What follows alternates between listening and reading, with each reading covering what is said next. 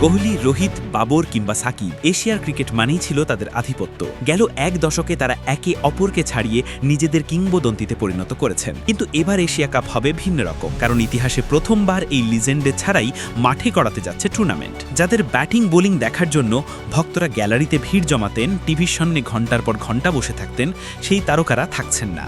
তাহলে প্রশ্ন উঠছে, তাদের ছাড়া কি জমবে এশিয়া কাপ, নাকি এটি হতে যাচ্ছে নতুন তারকাদের উত্থানের সূচনা? উপমহাদেশের ক্রিকেট মানেই এক ঝাঁক লিজেন্ডারি তারকার লড়াই। বিরাট কোহলি, রোহিত শর্মা, বাবর আজম কিংবা বাংলাদেশের সাকিব আল হাসান গেল এক দশক ধরে এশিয়ার ক্রিকেটকে মাতিয়ে রেখেছেন তারা। কিন্তু এবারের এশিয়া কাপ হবে ভিন্ন এক অভিজ্ঞতা, কারণ ইতিহাসে প্রথমবার এই কিংবদন্তিদের ছাড়াই মাঠে করাচ্ছে টুর্নামেন্ট।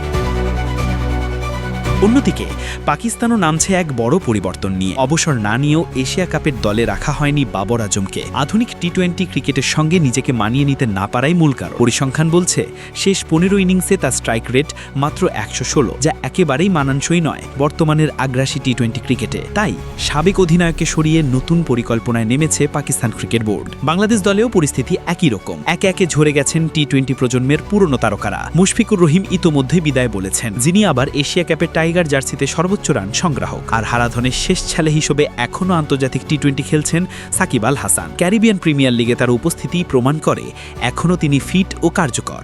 তবে বয়স বিবেচনায় এটিই হতে পারে তার শেষ দিকের এশিয়া কাপ। আফগানিস্তানের ব্যাটিং স্তম্ভ হাসমত উল্লাহ শহীদেরও এবারে টুর্নামেন্টে না থাকার সম্ভাবনা প্রবল। ফলে ওয়ানডে এশিয়া কাপে যারা ছিলেন শীর্ষ 6 রান সংগ্রাহকের তালিকায়, তাদের কাউকেই হয়তো দেখা যাবে না এবারের আসরে। সুতরাং প্রশ্ন আসছে, লিজেন্ডে ছাড়া কি জমবে এবারের এশিয়া কাপ?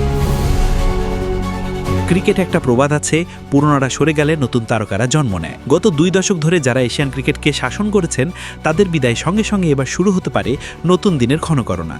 এই টুর্নামেন্টটি হয়তো তৈরি করবে পরবর্তী প্রজন্মের ক্রিকেট কিংবদন্তিদের।